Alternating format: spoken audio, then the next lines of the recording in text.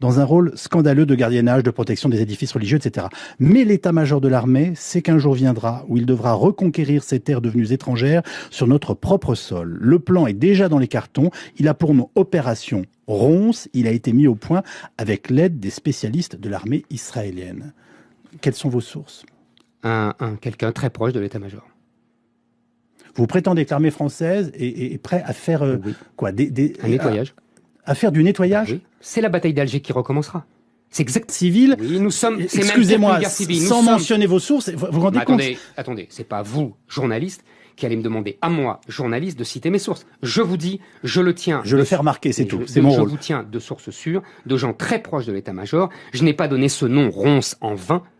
Ils sont allés voir les spécialistes de l'armée israélienne et ils m'ont, les Français qui m'ont expliqué ça m'ont dit que comme ils avaient fait à Gaza, ils leur ont conseillé de faire la même chose. Ils leur ont expliqué comment il fallait faire, parce que les Israéliens sont des spécialistes, évidemment.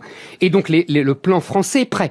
Parce que nous sommes dans une logique post-coloniale. Quand vous avez des immigrés qui ne s'adaptent plus au mode de vie français, mais qui imposent leur mode de vie, ça s'appelle de la colonisation, Yves Calvi. Et donc, quand on a des terres colonisées, soit on se soumet, islam, ça veut dire soumission, soit on se révolte contre la colonisation.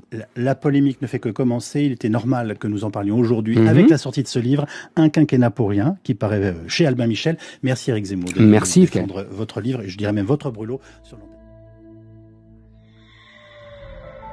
l'antenne. Je le sais par de sources sûres que les militaires s'entraînent, s'équipent pour intervenir dans les cités.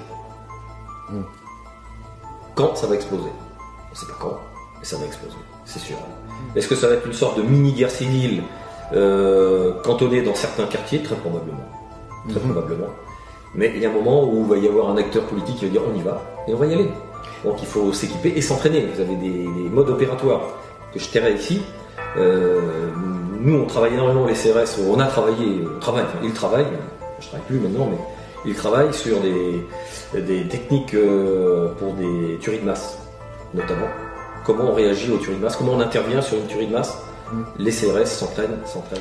Et avec la volonté, il n'y a pas grand-chose qui va résister. On en est quand même dans cet état d'esprit. On en est à la porte, vous ne le savez pas, les Français ne le savent pas. Bon, c'est Zemmour qui l'a révélé il y a quelques temps en parlant de l'opération Ronce.